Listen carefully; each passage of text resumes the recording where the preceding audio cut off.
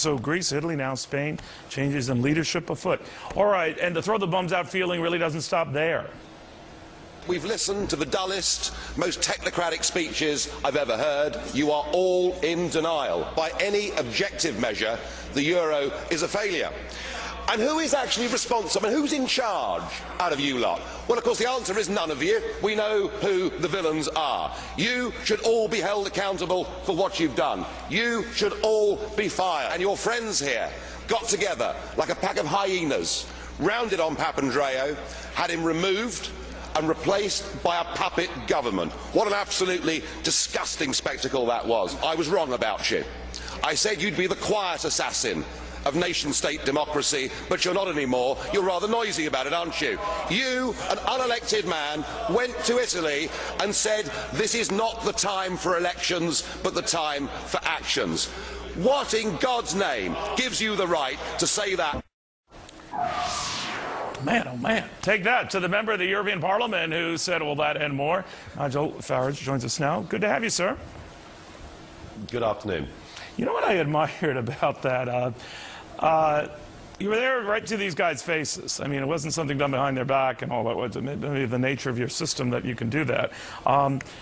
What kind of reaction were you getting from the folks you were targeting? Well, of course, the answer is none of you. Well, of course, they do their absolute best to ignore me, right. Because they know I'm right. I mean, you've got to remember that what we've constructed in this European Union is a system where the people that make the laws, the people that have authority, are not elected. And I've been saying for a decade, this is an undemocratic form of government, and that is totally unacceptable. And of course, as time goes on, they know I'm right. They know I'm right about the lack of democracy. They know I'm right about the fact that the euro was a total misconstruction from day one and was never going to work. So when I meet them at various lunches and dinners and social events, I think I would describe their reaction towards me as being fairly cool. I would imagine that. But Nigel, I'm wondering what's really going on here. If the euro and that unique club, as it was once called, has been so badly burned and tarnished over the last few weeks. They want to keep the club going. They want to loosen maybe membership rules, maybe give a little bit more wiggle room to the members who might not qualify. So they're obviously struggling to keep it together. You think it's all but fallen apart? Well, look, I mean, you know, the thing is a failure, but what they've been doing over the course of the last year is getting together big sums of money, and please don't think you're excluded from this, because the International Monetary Fund, based in Washington, has also been throwing large sums of money at this, and what they're trying to do is to keep small, predominantly Mediterranean countries inside the euro, when actually, we all know in the end they're going to bust out anyway. That's the economics of it. Why is that inevitable? Why is that inevitable, Nigel, that they're all going to bust out? They argue that they can get this club back together. You think the better part of valor is for every country to do its own thing? I mean, Britain never joined the euro. There's been talk that it still might, but Italy goes the lira route, Greek goes the drachma. In other words, everyone reverts back to their own currencies? I think so, yes, and I think that there is no doubt that Germany is the dominant competitive industrial country inside Europe, and frankly, Greece cannot hope to compete, you know, on an even basis with Germany. And that's why we have exchange rates. And that's why currencies go up and currencies go down. And the Greeks are stuck now in a currency that is overvalued, possibly by as much as 70%. They have a totally different work ethic, a different pattern of business. Greece and Germany cannot survive together inside the same economic and monetary union. And you know, we've warned about this from day one, and I think to a very large extent we've been proved right.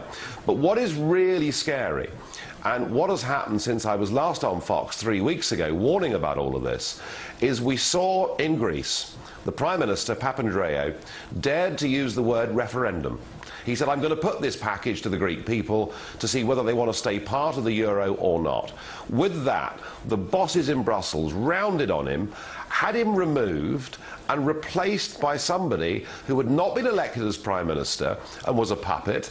And then it got even worse. In Italy, they were unhappy with Mr. Berlusconi. They demanded that he went, and we now have in Italy, the entire cabinet, the people running that country, not one of them is an elected politician. Well, They who's are controlling? Who's calling the democracy. shots? I mean, if it's this, you know, who? It's a combination of things. It's you've got the guys that I was addressing last week in the European Parliament. You've got the President of the European Commission, the President of the European Council. It's a very complex bureaucratic Well, architecture. bottom line, these are all the ones who want Mother Europe, United Euro Club, the ones who, you know, at the behest of the Germans and the French and the Belgians, want to keep this going. These are most of the members don't want to keep it going. Well, that's right. But what has happened through the middle of all of this is Chancellor Merkel from Germany has now become the dominant figure. And she's in a very difficult situation because the Germans are very unhappy signing a blank open cheque to Greece in perpetuity. And she has now really rather taken charge of the whole of the European situation. So we now have a German-dominated Europe. The very thing that we were told the European project would stop, the very thing that twice in the 20th century we fought and made huge sacrifices to stop, we now have a German-dominated Europe. And I don't think that's a good thing for Europe, and I think what is being done to democracy in the name of saving this Eurozone is something that should worry all of us. You're an amazing speaker, Nigel, and you cut to the chase. Very good seeing you. Be well. Thank you. Nigel Farage. All right, stocks are not...